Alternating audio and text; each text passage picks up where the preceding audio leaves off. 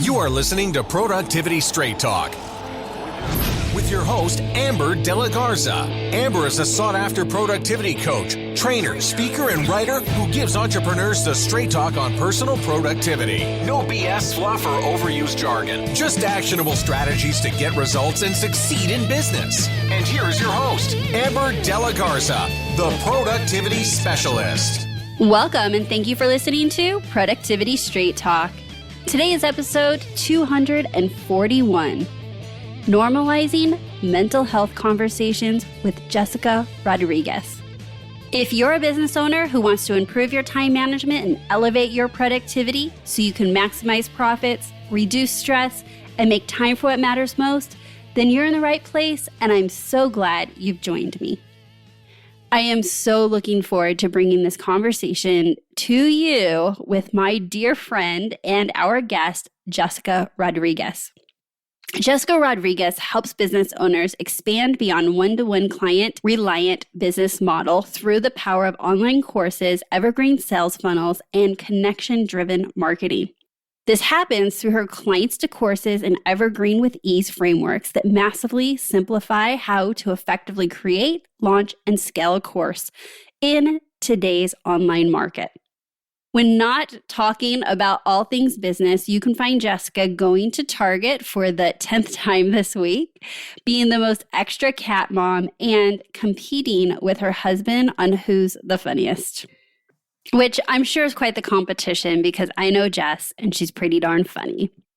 Jess is not just a friend, but she is my previous coach. So she's helped me in my business and with my goals in the past. And she's also been a guest here on Productivity Straight Talk a couple other times. And so we'll make sure that we link out to those episodes in the show notes. But what I had her come on to talk to us about today is a conversation that I have been really looking forward to having. And I thought to myself, who can I have this conversation with? And Jess was the very first person I thought of. I threw the idea out there and she immediately said yes. And I got to tell you how powerful that is because I voxered her this idea of being a guest on my podcast and asked, would you be open and vulnerable and talk about your mental health journey and create this space to allow me to talk about my mental health journey? And it was an immediate yes. So I'm really, really looking forward to chatting with her today. In my conversation with Jess today, you will discover how Jessica discovered she created a business that felt like a prison, my challenge with mental health and how I navigate it, the ridiculous thing I said at my very first therapy session, how Jessica balances her pursuit of joy and happiness with being successful, what your business could look like if you do not address your own mental health, why it's ultra important to prioritize your mental health, and so much more. We get pretty deep here, so let's meet our guest Jessica and get to the straight talk. Hey Jessica, welcome to Productivity Straight Talk. How are you doing today? I am doing great. Thank you so much for having me. It sounds weird to say I'm excited about this conversation, but I am. I am too. I was just mentioning like how excited I was when I came up with the idea and when I pitched it to my team was like, love the idea. And then I voxered you. And then now I'm like nervous. Like had all full excitements and now I'm a little nervous. And for those of you listening, we're going to go deep today and we're going to be really open and transparent because Jess and I really believe there's a conversation that needs to be had.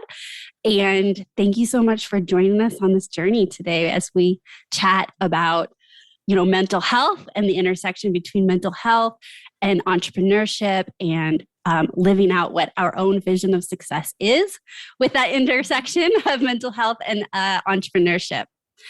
So Jess, I asked you to come on here and talk to me about this because we're friends. And this is stuff we talk about like on the regular, just on Voxer. Like you're my person who I feel comfortable and safe with. And like, we can talk about all the wins and the good things. And we can also go deep and be like, it's not a good day or it's not a good week or like, hey, like I'm struggling and this is what I'm trying to do to work through that. And like, you'll come and kind of say the same thing, right? Mm-hmm.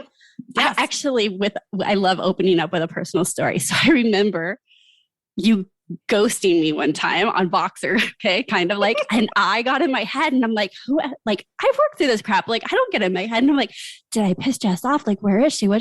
No. Like, I knew better. Like, you were going through your own stuff, but like, I just like made it into this thing until I sent you this box. And I was like, if you're mad at me or I said something or I put my foot in my mouth, just like, please just let me know what's up. And it was a good testament to be like, I'll surface when I'm good. This is part of my self-care. Like, I'm locking it down. And so I just kind of want to dig into how we personally have identified that we struggle with parts of mental health and what that journey has been like about identifying that and creating a business that supports us healing and showing up our best and normalizing that mental health and success and entrepreneurship can all go hand in hand. Yes. And something that I say all the time to people is, especially as business owners and in the generation that we're in, we kind of are still in that period where, yes, mental health is more front and center than it ever has been. And I'm incredibly thankful for that. And the conversations are opening around it. However, there's still so much work to happen so that sometimes I will get under this illusion of, hey, when I talk with my friends, like we have these open conversations and we can talk about this and we understand that we're all navigating our different ways. And then I go outside of my circle and I'm like, oh, it's completely different out here, right? Like you just forget that, wait, other people do not speak about this. We don't talk about this. There is still a ton of stigma. So my intention even going into this episode is that if anyone's listening and either you feel like you have to be silenced for whatever reason and whatever has happened in your life, or you're someone that like, hey, I've been kind of talking, but I feel like, oh, it's like a party of one, right? Like I still feel like there is that hidden piece that when something is going wrong in business, there is this constant conversation that comes up of like, I'm the only one going through this. I'm the only one dealing with this. Why can't I be like X person who has it all together or Y person that has it all together when really you are not alone in the human experience and what you're going through? Absolutely. And I just want to echo that. I actually had a conversation. Now it's been 2 weeks with a family member. And the whole point of a 2-hour conversation was normalizing asking for help and getting therapy. And it was after that call, like you, that I realized, wow, I've created a world, my own reality of my immediate family, like my husband, my son, my friends, understand like I'm in therapy and therapy's normal, and working for and towards mental health is like something that we talk about all the time. Yep. And then I stepped into this conversation and I was like, this person has never been told that it's not a weakness, that it's not a bad thing, that it's not something to hide. Like if things that have happened and you can't process them are affecting your current life and relationships, what better thing than to take ownership, responsibility, and be like, I'm going to work on this. Yes. And, you know, it's one of those seeds. I don't think any action has been taken yet, but, you know, maybe it's a seed that changes that person's reality a year from now. And I think we're both hopeful that if somebody needed to hear today's conversation between you and me, maybe it's the seed that needed to be planted to say, it is okay to prioritize your mental health and ask for help. You know, the podcast has had so many episodes about asking for help with house cleaning, with getting an assistant in your business, with asking, you know, your significant other to help, because asking for help can be difficult. And this is just an extension of that, of saying, I don't want to do it by myself. And I do need like a real therapist that can navigate that. Yes.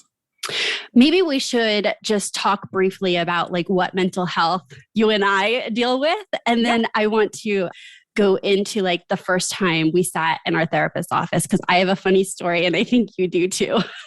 Yes.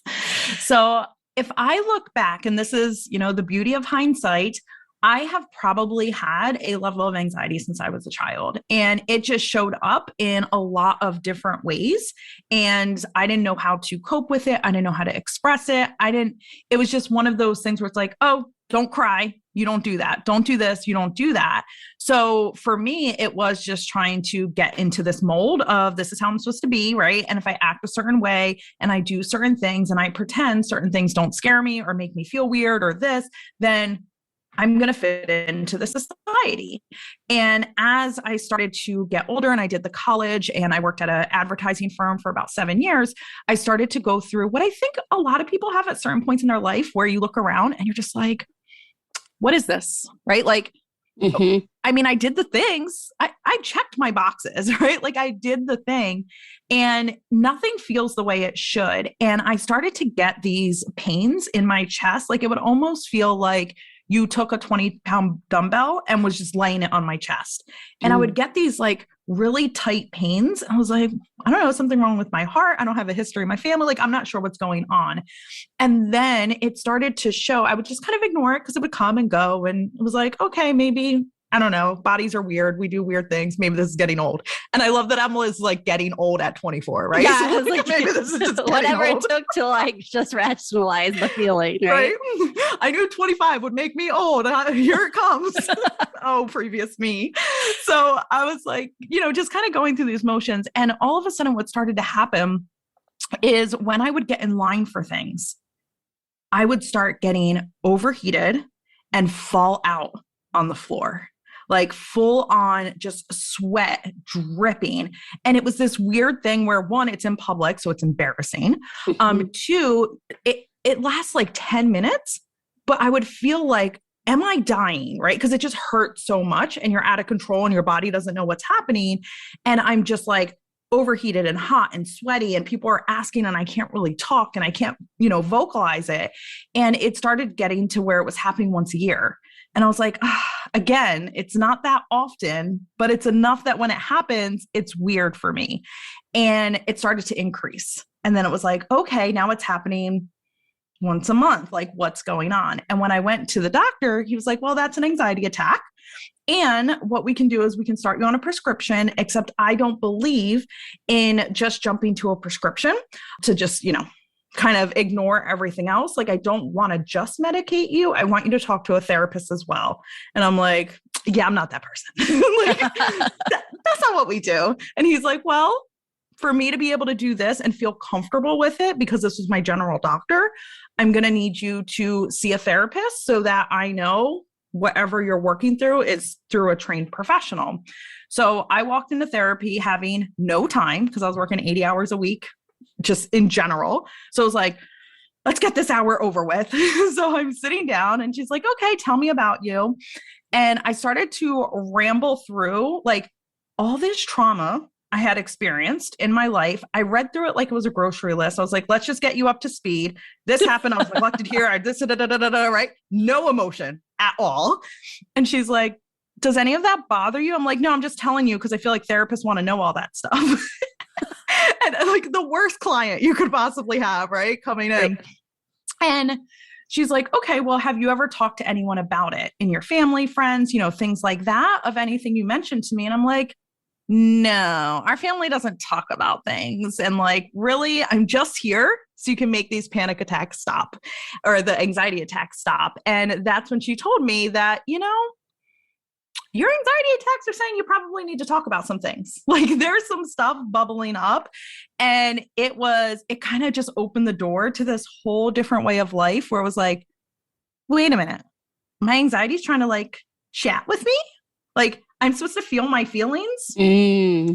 What did we just open up here? And I'm going to pause there just so I don't go on too many of a tangent, just because I'm curious of when you first stepped in, if you were a willing and like great coachable person walking into therapy, or you were like, I guess we'll do this. Okay, good. That was like a perfect place to stop. So my challenge with mental health is depression. So I have dealt with depression, and looking back, honestly, I probably dealt with it from childhood as well. And like you, I didn't think it was that because my family actually And I did, when you're a kid, like you just don't have the words or understanding of what's going on. But like looking back, like my mom and her family, like generational, like siblings, her mother, like all the way up dealt with like major depression, like all year long kind of depression. Right. So when I was experiencing it, but it wasn't all the time, like I was like so happy go lucky, like loved life, like so light. And then I'd go into these phases where I wasn't, and I couldn't figure that out. And I would deny that was me. Like, I'm like, it has to be this, this, or this, but it wasn't ever really brought on by like a major life event. So again, it just wasn't reconciling. Like, why would this just like happen? Like nothing bad happened to trigger like what I now know is depression. And so I really sat in a lot of denial because I didn't identify with what I understood was depression. And then also that's funny, like we've never shared that part of the story, is that I denied it because I was like, it's just once a year. It's just twice a year. Like totally, like I'll just take a long weekend and sleep and like, it'll go away and we just won't talk about it. And I'll just tell my husband early on in marriage, I'm just not feeling good. No. There was no headache. There was no like stomach flu. It was just like, I need like my body, my mind, everything would just be shutting down. And so fast forward, something major did happen in my life. And I actually didn't go to my therapist for depression. I went to my therapist to deal with like one family thing. And here's my story of how I got. So, me, I'm interviewing therapists. So I actually don't remember how all the other interviews went. I just remember how the interview went for the one that I actually am still with, 6 years later. So I sat down in her office and I remember telling her, I'm here for this one thing. This is not permission to open Pandora's box. We will work on this thing and that's it. This is my agenda. Yes, this exactly. And this only. So very similar. And I like my fingers up right now. I'm talking to you, Jess, right? Like it was one thing, one finger. And I remember saying Pandora's box. And what's so funny is I just had a session like 3 days ago and it came up. I was like, do you remember me telling you this wasn't opening Pandora's box? And she's like, I actually do remember that. And I was like, I would die to know what you were thinking when someone sat down on your chair and was like, this one thing, do not open Pandora's box. And you're probably like, yep, that's clearly 6 years of therapy. Have a seat. She doesn't know. That's not how this works. Yeah, exactly. But that's not what she said, because apparently I went back, right? Yep. And of course, how it had come up and what I was just talking to her about was like, well, why did I feel like I needed to say that? And the reason for me was that I felt like I had so much good going on. I had figured life out. I was functioning. And like, I felt that opening Pandora's box would unravel it all. And I didn't have confidence that I could deal with the things that need to be dealt with while still maintaining the things that I felt like I had worked so hard to make work in my life. And so, that probably triggered her to be like, go slow and steady. I don't know, like what she was thinking, right? But for me, it was just like waving a flag saying, okay, I'm going to crack the door and ask for help, but like, don't mess anything up else in my life by making me talk about stuff. Yes. And something that I think it's funny on the same topic that kind of stuck with me that a different therapist had said, because I've had different therapists and we should definitely talk about the fact of finding the right one for you. And I had mentioned that because it came out that like, I'm afraid it's going to change who I am. So like, I'm an achiever. I show up, I get things done. Like a lot of that is identity level, like that I'm attached to. And it's a gift of mine. And I don't want to now be in a hole, like crying every day. And like, I'm not open to that. And she was telling me, she goes, well, here's the thing about the mind. It will never, because I have a lot of repressed memories and things like that. It will never unlock something that you're not ready to handle. And you are in an environment where it is safe. And I will never send you out of this office, like cracked open and, like that type of thing. And that you will never, like nothing will ever come up that you can't deal with. And it was like, oh, well, in that case, sure. Let's pull that thing out the 9-year-old box, right? Like, right. Okay, if you say so. Yeah, that sounds like an amazing place of creating security or safety or Yep. like understanding the process. And Mhm. I think that's a big part of the stigma is that people don't understand the process of, Yes. what therapy is or what that experience could be like. Mhm. You were talking about identity level, right? And so I also have the identity of I get shit done. And this is not meant to be this way, but I am a very productive person. Like I eat Yep. productivity straight talk, but like that's my identity is like productivity in the sense of business, but just like in life, like I Mhm. find my identity in having goals and achieving them and like, you know, all of that type of stuff. And again, the identity of being someone that deals with depression didn't reconcile with me. I wouldn't let it in. I wouldn't let that be, I couldn't be both. Talk about years of therapy there. Mhm. Right there, just to be able to say I can be both and wholly both, like, and not shame or keep putting in a box that I deal with depression and denying it has been that work of what did it mean and why was I ignoring it? And when I'd ignore it, that's so funny how it would mushroom and get worse and, show up more and all of the stuff when you were trying to put a lid on it. Yes. And maybe someone's listening here that's been putting a lid on something and it's been just like bubbling over. And maybe it's showing up in your personal life. Maybe it's showing up in how you are not showing up in your business. Like if that lid is bubbling over, you want to open up that Pandora's box. My goal for today's episode that I shared with Jess is like, I want to just normalize and tell you, like, you can run your business, be successful, have happy relationships, and still deal with whatever it is that the time may be for you to deal with right now. Yes. And I think this is a good time to kind of talk about what business looks like when you don't deal with it. So, Ooh, yes. When you are trying to run a business and you use that identity level of things you have as almost a crutch, right? Because it can be a pro and it can be a con. So for me, I'm always kind of seeing life as a pendulum swing. And it's like, okay, what's my middle? What's my middle? So that I'm not going to these, high highs, low lows, or these extremes. And I know at least within my story is when I got into business, I definitely fell into business by accident. I was not the person that was like doing a lemonade stand and all these things where it's like, she was an entrepreneur from the beginning. No, did not plan that. I assumed I would like be at the top of a company one day, not that it would be my own. So as I was going through like first starting business, it was like the biggest dopamine hit where all of a sudden people, because my businesses have always been online. So, and I always joke, all my friends are on the internet, Amber. Right? Yes, like all of my friends I've met on the internet. And when I first got into business, my business grew pretty quickly. And I know that's all relative, but definitely faster than a lot of people I knew. And that was just such a hit where it's like, oh my God, I'm really good at this. I'm really, really good at this, right? Like there's a lot of things in my life I wasn't good at, but this, I know how to run a business. Like, let's go. And I started to put all of my high achiever, all of my energy, everything into business because that became the easiest thing in my life. So I could ignore anything else going wrong because it's like, I'm good at business, right? And I'm doing this. So I kind of put my whole self into my business to the point where definitely the first 2 years getting started, easily working like 10 to 16 hours a day.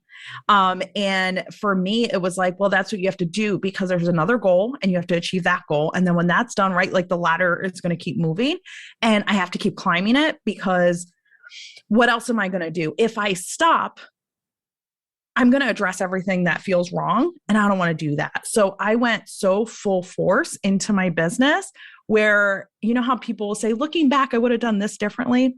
Honestly, I wouldn't have listened because I knew there were people that were talking about slowing down. And I knew like that content was out there back then. And we're talking like 2012, 2013. So that did exist, but I don't want to hear that, right? Because this is how you succeed. You succeed by having more money, by having more people who love what you do, more. And I started to chase this. And there was a period in 2015 where it was the time in business that probably should have been the pinnacle. for me. And this was a time when I was traveling to Nashville and I was speaking on stage, and then I was supposed to get an award that night. And as I was going through that day of like, look what I accomplished, right? Like me, I did this. Like, I should be so proud of myself. I started to look around where it was one of these, and I talk about this on my podcast. So if you want like the longer story, you can listen. We'll talk about that later. But once I got into that and I started looking around, and especially when I got backstage, I was hearing everybody complaining. And it was like about their spouses, their children, the people they work with, their teams, right? Like all of these people complaining. And it was like, is anyone happy here? Like, are we just all burnt out business owners that are selling some kind of dream of like, oh, you have all of this freedom and you have all of this, but like we're all back here complaining in front of a stadium full of people. And now we're going to walk across the stage and smile because we got this award. Right. And I'm like, what am I doing? What did I just create? Because this whole time, I thought I was creating this freedom-based business laptop lifestyle, right? That everyone talked about. And I'm like, I work more than I did at my full-time job. My laptop is everywhere. Like I had cute pictures of me of here's me at the pool in Cabo with my laptop. And I'm like, because you had no choice, right? Because like, you were working. Yeah. And you know, it was in that day when I started to have the realization that I don't really have the business that I think I have. Like I have actually created something that feels like a prison to me. And unfortunately, what happened is when I went home, I was just kind of sitting with that because I didn't know who to tell and I didn't know who to talk about. And when you're around a lot of business owners that are like, everything's great and we're all successful and, you know, like this kind of thing, to turn and be like, it doesn't sound like we are, right? It doesn't sound like we're happy. Feels very isolating. So I would sit there and I'm like, who do I talk to? Because I also can't tell this to my husband. And we talk about everything. And it's like, if I tell him that I'm unhappy, this makes me incredibly ungrateful. Like, how could I say, you know how you supported me working all this and doing this and leaving my job and all of that? So now what happens? Right. And at that kind time, of breaks those agreements, right? Like you like, yes, we're doing this, like all of that, like, and now you have it and you have to explain why it's still not making you happy. Yes. And I mean, I hope nobody listening has this experience, but if you have ever heard where people say, you know, the money doesn't matter if you're not happy and you felt that for yourself, it is such a weird twist, especially if you were somebody who wasn't raised around money. And it's like, oh my God, I got the money and it doesn't matter because I'm miserable.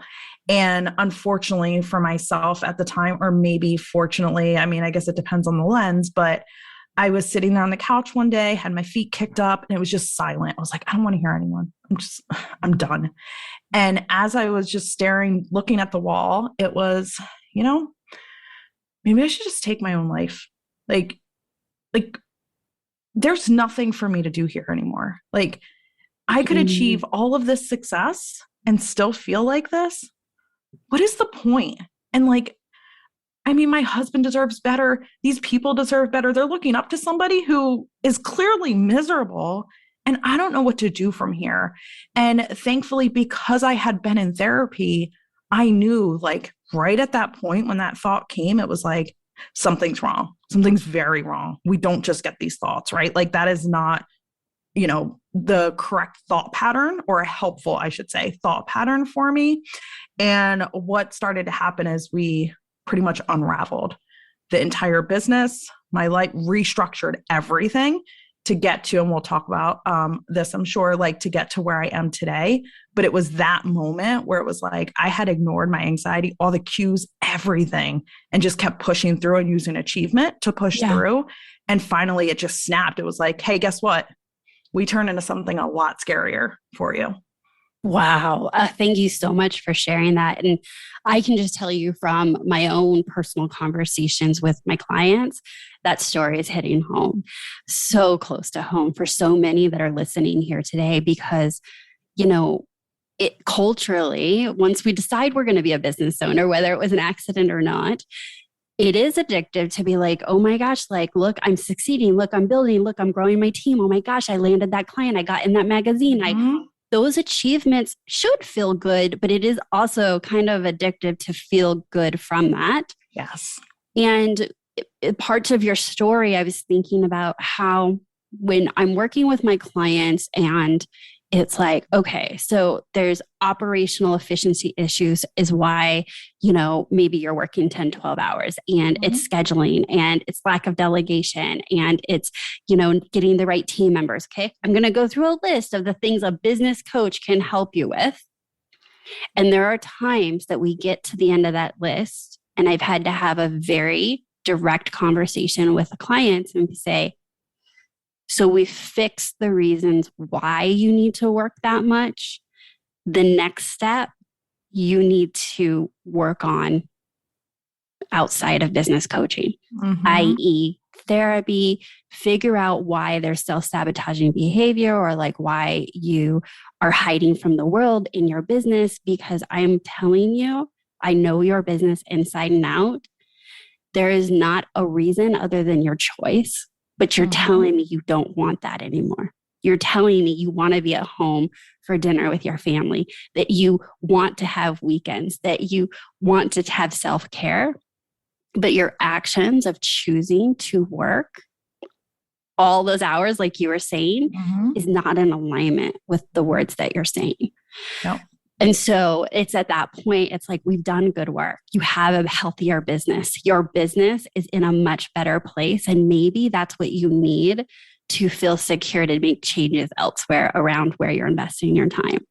And I've had to have that conversation a couple times. And it to me is everything that you were saying, is that there's something they're getting out of personally of being busy. Or that their business is serving them in a certain way. Anyways, that I just, everything you were saying, I just think hits so close to home for so many. And ideally, I'll just wrap that up to say, ideally, my goal would be that you're working on both. You're working on your business because that's very true. There's things that can be worked on, but we're also working on ourselves. Yes, absolutely. They go hand in hand.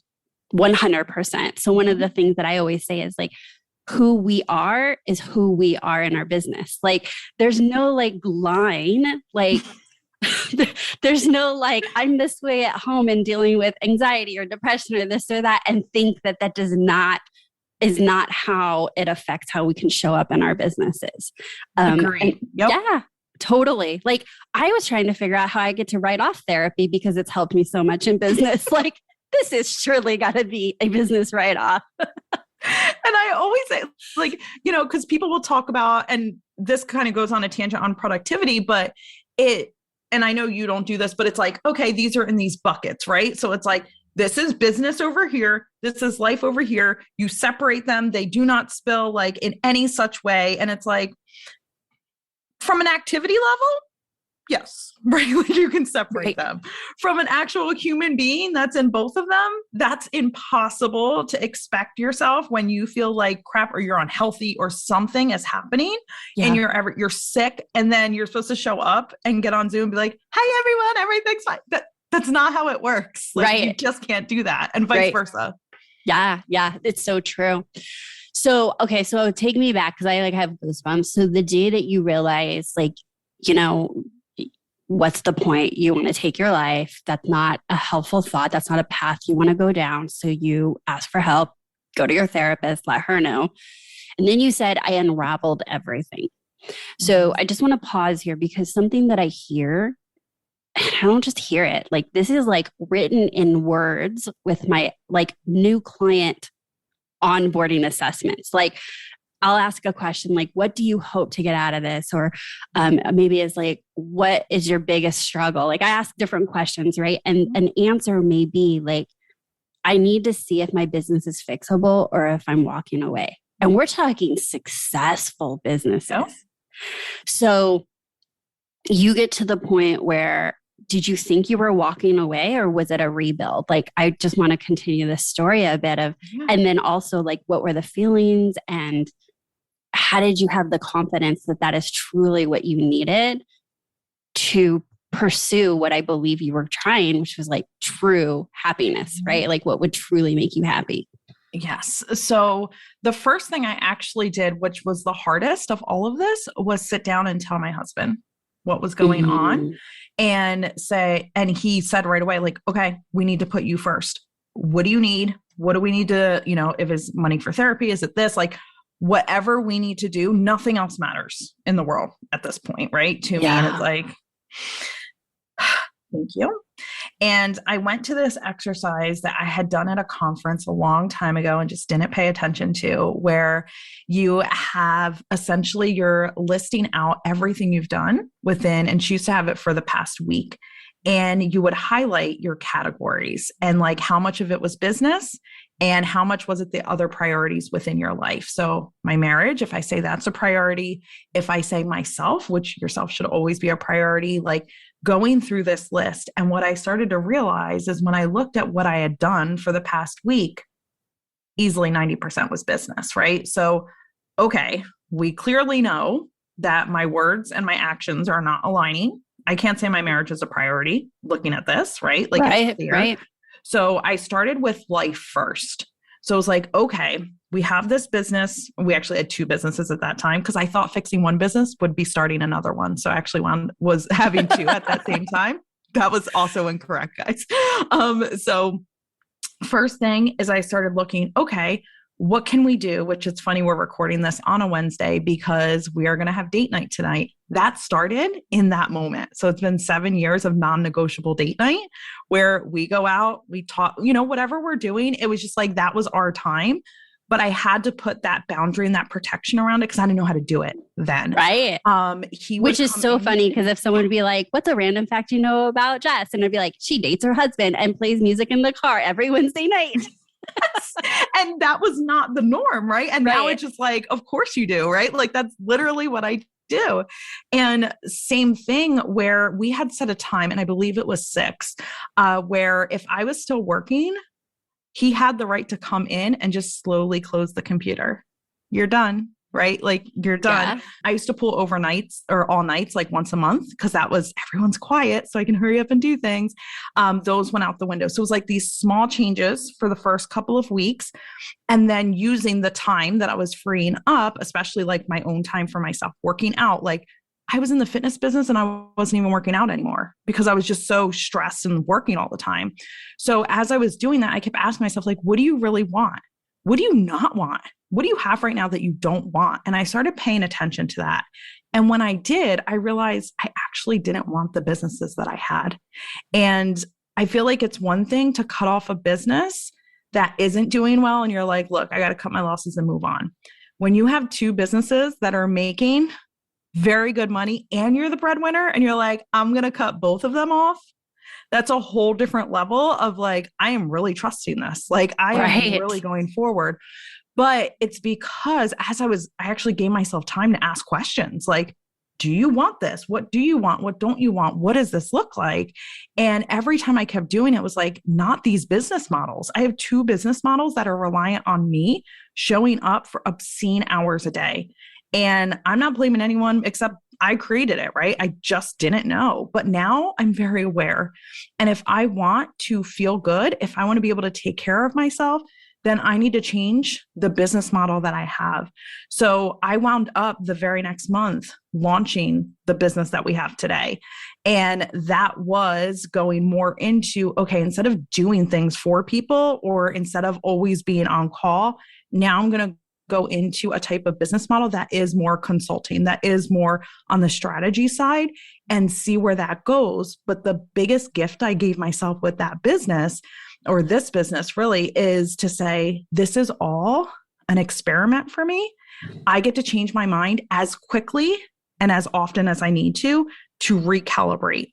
So my only job is to check in and see how I'm feeling. If I feel good, we continue on. If I feel heavy, if I'm getting that tightness in my chest, which is how my anxiety shows, then that is now going to be my secret superpower of, oh, wait, something's wrong. What is going on? Is it the offer? Is it who I'm working with? Is it, a certain structure of something? Is it the team? Like what is happening right now? So my anxiety started to get used as a way to make me pause So instead of ignoring it, I was Wow. like, wait, hold on. What are you trying to tell me? Come on, co-pilot. What you got? Like, what is happening? Yes. But I mean, to have that ability to, like you said, a superpower, but such self-awareness, like always checking in, that is incredibly powerful because I know that there's many people listening right now that's like, you can ask if your schedule works for you. Like, no, I just work the schedule because the clients need stuff, the team needs stuff, this, the that, but that it is completely okay to put your stake in the ground and keep going back to your own North Star of like what feels good, what feels right. Because ultimately, all those small decisions has created a business that feels great to you, like brings you joy. Absolutely. And this dictates everything from the amount of clients I take, the calls, like when my calls are set up during the week, like all of that is really just seeing years of unraveling what I thought business should look like and saying, wait, what do I want it to look like?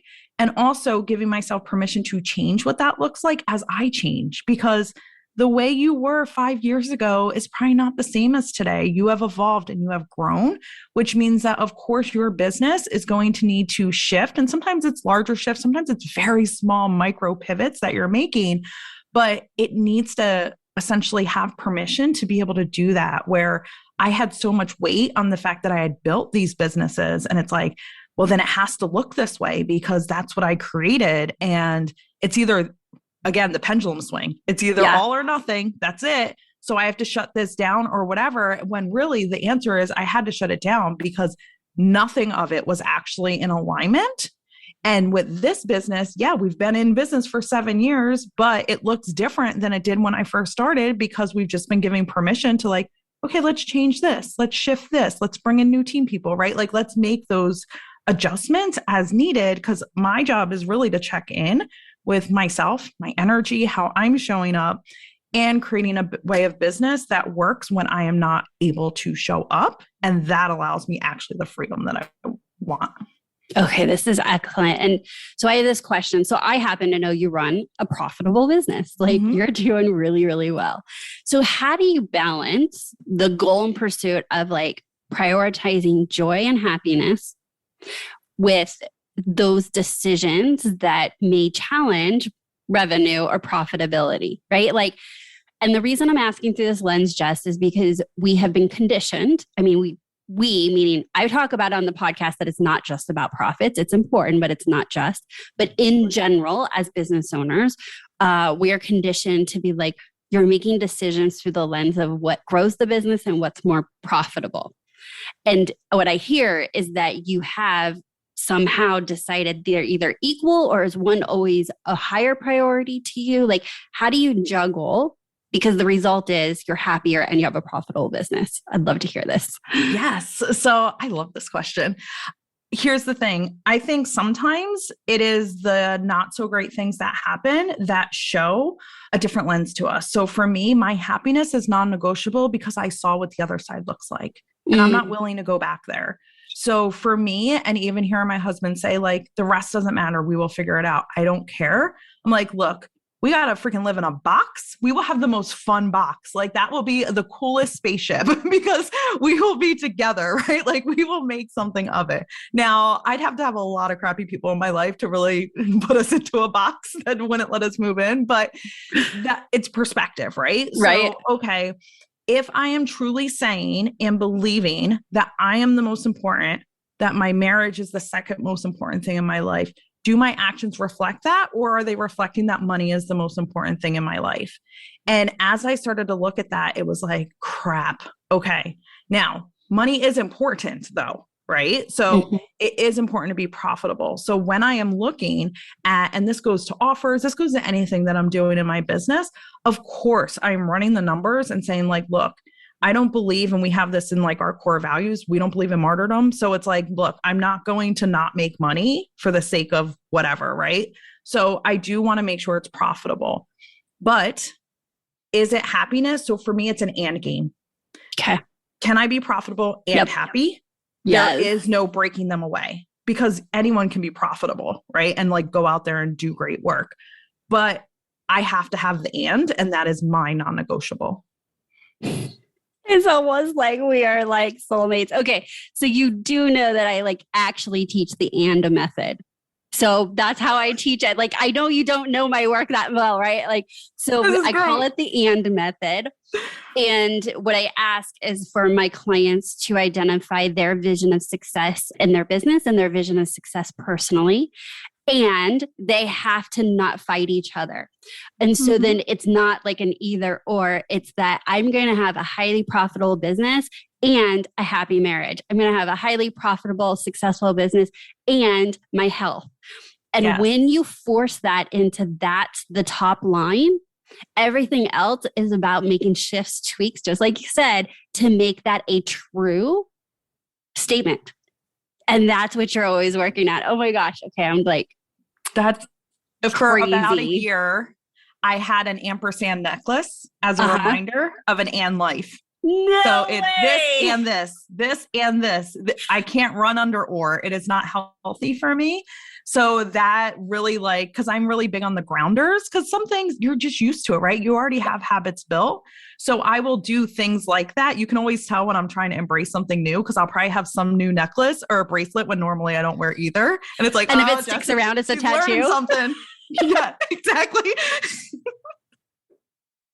That's the tier. That's the hierarchy. Yes. Oh my gosh. Like, I mean, we've been friends for so long. Like, I had no idea. I know that we just like level on so much of this, right? But to like find out that we're teaching and speaking the same thing on something like that, you know, for me, it was just like an evolution of working with my clients that I just saw. Of course, we're getting these results because it's always proposed as an or. So, and the belief, like, this isn't just you have a statement, like you use these words earlier. It's like, if I have the belief that I am number one and a priority and my marriage is number two, like we're talking belief. So you're unwiring, you're not unwiring, I guess, rewiring the belief that you have that says, because I'm stumbling because it's like I want to say all the words at one time. So let me calm down. If your belief is that you can have a successful business or health or a happy marriage, that will really let you self-sabotage, okay? And both ways. So I've talked about this on the podcast. So self-sabotage in the sense that if that's your belief, then you're always going to prioritize business. And therefore, your marriage is now sabotaged because you set it up as an either or. But the reverse. So I had the belief that if I had a successful business, it would hurt my marriage. And actually, my marriage is so important that I limited my success because I had the belief underlying until I worked on it, obviously. And I share that, and we'll link out to the episode, but it's the fear of success and failure is the episode. And I share this story in more detail of like, once I realized that belief was limiting me in business because I really truly valued my relationship with my husband, I had to approach it with the and. Is it true that I can have a healthy, successful marriage and a successful business? There's a lot of work. We don't get to just make that statement once, but like if you're ready to propose that to be true, you start working on believing it, and those actions now get you the results of a healthy, happy marriage, and then a healthy, happy business on the other side of that and method. Yes. And the fact that you define all of these for yourself, right? So if you were trying to do or if I was trying to have your healthy, happy marriage, that may not be what mine looks like. And same thing with business, right? If you're like, oh, this is what success looks like, and you're pulling from somebody else's definition, then it's really hard. Even if you achieve it, now you're unfulfilled. Or if you don't achieve it, now you're struggling, right? Because you're trying to go after something that isn't yours. So what you're putting on those pillars, give yourself permission to really sit back with yourself and define what all of that looks like for you, because you really get the call as to the relationship with yourself, spouses, children, like all of that, as well as the relationship with your business. Absolutely. And I just want to reiterate to your point is that it's so important to not be striving for someone else's vision of success And that's easy if you weren't asking yourself, as Jessica said, she asks herself all the time of like, what makes you happy? Like, what is success to you? Mm-hmm. You know, I've had experiences where I've talked to business owners and they're like, if I can just be more operationally efficient, hire the right people, my vision of success is that I get to donate 1 day a week to a charity. Like, but there's no time for that. And it feels like that's where my heart's being pulled. And so that's like what I really feel like I'm meant to do is like they contribute to the world in a certain way, but that takes time. And so how do we solve for that? Right. And do you think that that's cookie cutter for everybody? No. But once you're able to articulate like that's what you want, that's the goal. That's what you start working towards creating and tweaking in your business of like, what are those obstacles holding you back currently, whether they're true or not, which is a whole nother episode. Yeah. So if they're true, they're like business strategy. Maybe it's your business model. It's your team. Like we can go through all of that, but like that becomes the work because your pursuit is that you can take every Wednesday off or every Friday off. Mm-hmm. And for me, it's something that always helps. And especially if you're a high achiever, it's like, I joke about it, but like it's semi-true that my mind does this where it's like, okay, we're going to start something. Oh, it's the first, a Monday and the beginning of the quarter. Perfection immediately starts today, right? Like, or I had at the very beginning of the year, I put out a thing on Instagram, like the tweet typographic. And it was like, according to my ClickUp board, I thought I'd be a whole new person starting the year based on how many tasks I gave myself. Like, hold on, let's go clear this out. But one thing I always do to kind of align myself, because again, like I'm not trying to be perfect. I still work with my anxiety, right? It's still here. We're going through life. We're running business like right alongside of it. It's okay because I've given myself that grace of when something does come up and it's like, oh, okay, I have the awareness to see that I've been prioritizing, you know, something a little bit too heavier than the other. And that's just not a fit for me. Or I have this definition, but I got off track. Then instead of saying, okay, well, now I'm going to fix it all today, preferably Monday, like I'm going to fix it all. Instead, I go, okay, what is one step I can take? Right. Mm-hmm. Instead of just trying to like climb this whole mountain right away, it's like, okay, well, what's one step? And just reminding myself, hey, one step counts, one step positive. Maybe if you're thinking about therapy right now, it's like, okay, maybe I go make some calls or look at Psychology Today and like start pulling. I don't have to like jump into the office right away. Like, okay, I can take that one step and it's going to get me closer. You're talking to us years later, right? Since exactly. You've probably been in therapy over a decade at this point. So like, you know, it's easy to see somebody, same thing in business, because we're all business owners. So we see it, seeing somebody step like 85 and then you're comparing your 0. And it's like, no. What's my step 1? Because I can get there. It's just a matter of trusting that process. Yeah, absolutely. Absolutely. I think another way to say that, like what we're talking about too, is creating a business that is like you're proactively choosing the business, what that looks like. Because what I find is so much of this happens because you were just reactive and didn't really have that clarity of what success looked like. So if we look back at what you shared with your story is like, it was like opportunities came, like the sales came, the success came, and you're like, yes, yes, yes, because that's what we're told to do to all those opportunities and success. But there was no guardrails as to say, well, can I have that and be done at 6:00 and date night with my husband on Wednesdays and work out in the morning? And as soon as you made that new and, you know, model for yourself, isn't it magical how you've probably surpassed what you were doing and you still get to date your husband, work out and like be done. By the way, she's done way before 6 now. I just happen to know that. I can't work that long. Yeah. I was like I now I'm don't no think longer physically capable. Like I'll just be mad. I'm like, why am I still working? Exactly.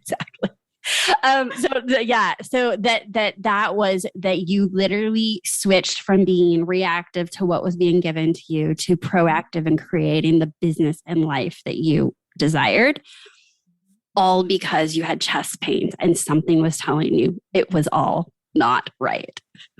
Yes. This is so beautiful. So before we close out though, I just want to share how I navigate depression, a little bit of my story as well. So, you know, right now in my journey after being in therapy for 6+ years, you know, what it looks like for me is that I have a depressive episode, I guess, once a year, and it's always January, February. Like it's like the depths of winter, coming out of winter, my routines change. It's freaking dark at 4:00. Like I am sleeping more. Like it's literally the perfect storm for me to definitely have like an extended episode of like just shutting down. And I denied it for years and years. I'm like, that is crazy. As soon as I say that I have seasonal depression, of course I'm going to be depressed. So no, I'm not accepting that. Like that was like major. Like there's no way. I know how our minds work. Like I'm not going to say that happens. And I think one year I got it pushed to like end of February, March, and I celebrated like tremendously, right? Because it was just, then it became a challenge for me to like rewrite it. Like, but then at some point it was like, oh, and I remember my therapist telling me, what if January looked different in your business and life, knowing that that's the time that you tend to have your an episode, right? And I was like, January, this is why we're friends. I'm like, January, the start of the year, like quarter one, when everything happens. Yeah, exactly. I'm like, she lost her mind, like telling me that I should think about purposely choosing to slow down in January to prepare and give myself the grace I needed to navigate what inevitably has come like every January, February. Well, thank goodness that was a seed she planted. And I'm certain it didn't happen the first January, but let's just call it like the last few Januaries. I'm like, so what? My year doesn't need to start the way that I always thought customarily it should. And as soon as I let that belief that was false, I chose that belief. There's no truth to like the business has to look a certain way in January. As soon as I was able to let that go and like, okay, so then switching it to, so what do I need to feel my best if or when I go through my episode?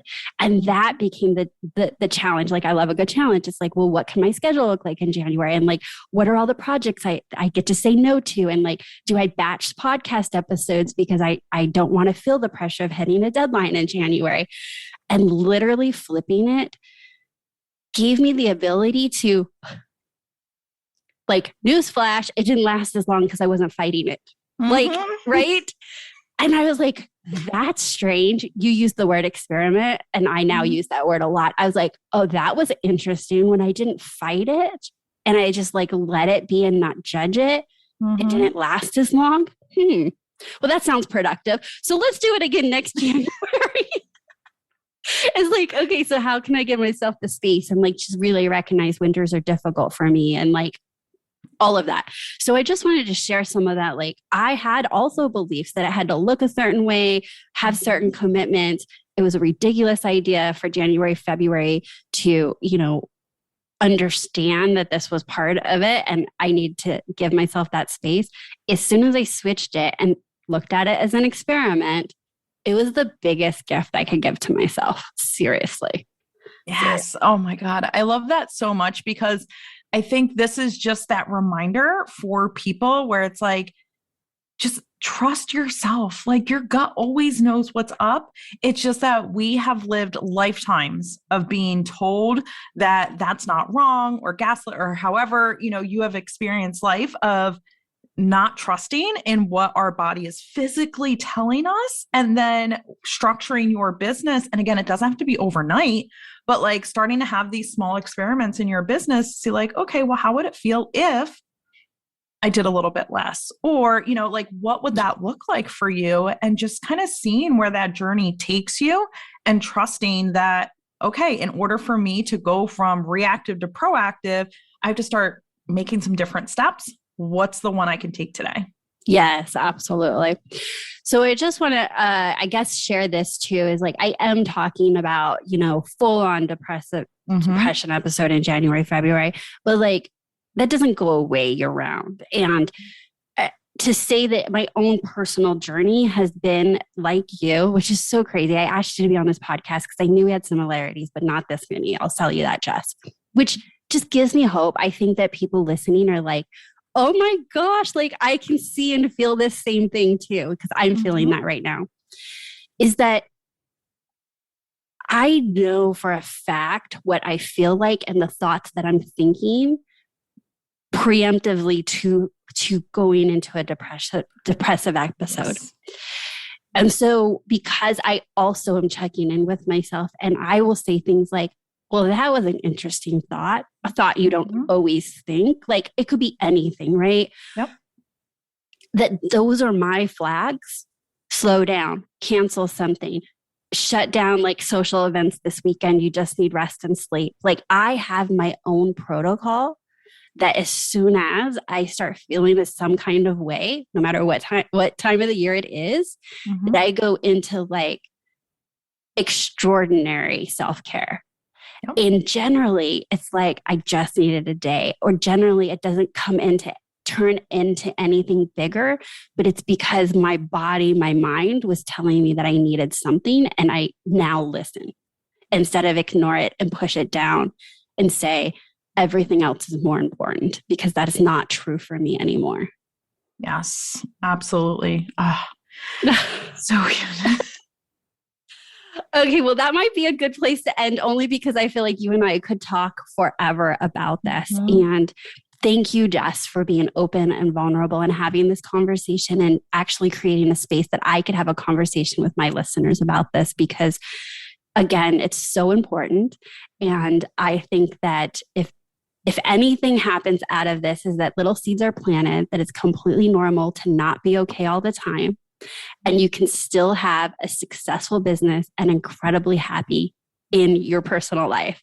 And that if that becomes the goal that you believe can be true for you, Jess and I are encouraging one little step. Like, what is that for you today? Before we close out, Jess, let me say this. Like, you were my business coach. Like I have gone to you. You were my coach for years, right? And so I want my listeners to hear about like what you're doing, how you serve your clients, share a little bit about your podcast should they want to, reach out or follow you.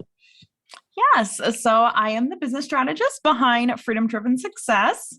See how we stepped into that? Right. And I help business owners turn their one-on-one or done for you expertise into online courses. So for me, that was my avenue to really be able to serve one-to-many without me having to be in my business every day. And as we talked about my story and anxiety, this was a huge lever for me to be able to pull in my business to go, okay, even on the days that I am not up to it or I need more self-care, I know that my business can still run. And that gives me the stability and the peace that makes me feel great to be able to step back and do that. So you can find me at Freedom Driven Success on all the social platforms. But we just launched a podcast of our own. So if you head on up to the search bar, put in Freedom Driven Success. I don't know why you type with that noise, but we do today. Totally makes sense. You can find the podcast, and especially episode 1. It does go into the backstory of what I shared a little bit more in depth about the stage moment and all of that. So you can listen right on episode 1. And then, of course, feel free to come hang out with the community over on Instagram. Absolutely. And she loves Instagram. So that's like where she wants to hang out. And you're not new to podcasting. You have a new podcast. You took a break, but I just need to say, because we met at a podcast conference. So like we were podcasters, you took a break. So welcome back to podcasting, because it's amazing. And for all of you listening, please reach out to Jess, like even just say hi to her in her DMs and let her know like her story resonated with you and say hi. I know she'll appreciate that. And then go ahead and subscribe to her podcast. Thank you so much, Jess, for being here and facilitating this conversation that I truly believe will be super valuable to many. Yes, thank you so much. You're welcome. Thank you so much for tuning in to today's episode and listening along with Jess and I, sharing and navigating this topic. Our goal before we ever hit record was to ensure that we normalized the conversation around mental health, normalized the actions that it may take to prioritize your mental health. For her and I, it was a lot of steps. And the one we highlighted was therapy. While therapy may not be your best next step, our encouragement, our vulnerability to share our story was just so that you could reevaluate and ask yourself if you need to take a step in prioritizing your own mental health. We also wanted to expand that conversation and pull on the threads to show how either prioritizing or ignoring mental health impacts actual business strategy, the enjoyment or lack thereof of business, your effectiveness as a business owner are all entwined with you taking care of yourself, self-care, which includes taking care of your mental health. No change, no change. Without taking action, nothing will change for you or your business. So based on today's conversation, what feels right for you? What hit home for you? What do you feel like you're ready to commit to taking that next step? I am cheering you on, and I want you to know that you are not alone. While I was able to speak to my own experience and Jess was able to speak to hers, that is just a small sampling of all the areas in which could possibly be explored around mental health. And I want you to know that I see you, I'm encouraging you, and there is literally hope for you to balance your mental health, your physical health, and your business and live a very joyful life. If you are looking at wanting to explore ways to work with me, there are 2 ways to do that. And you can find out more about the ways in which you can work with me as your coach. And you can go to amberdelagarza.com/work with me. Again, that's amberdelagarza.com/work with me. And there I share the 2 ways in which I work with my clients. If you have not already subscribed to this podcast, Productivity Straight Talk, please be sure you do so you do not miss another episode. And really, if you found today's episode to be valuable and there is somebody you know that this would be helpful for them to hear, please share it with them. Send them a text, let them know you're thinking about them. Maybe share something that you learned from today's episode and just pass it on so that it can help more and more small business owners. So that's my straight talk for today. Until next time, have a productive week.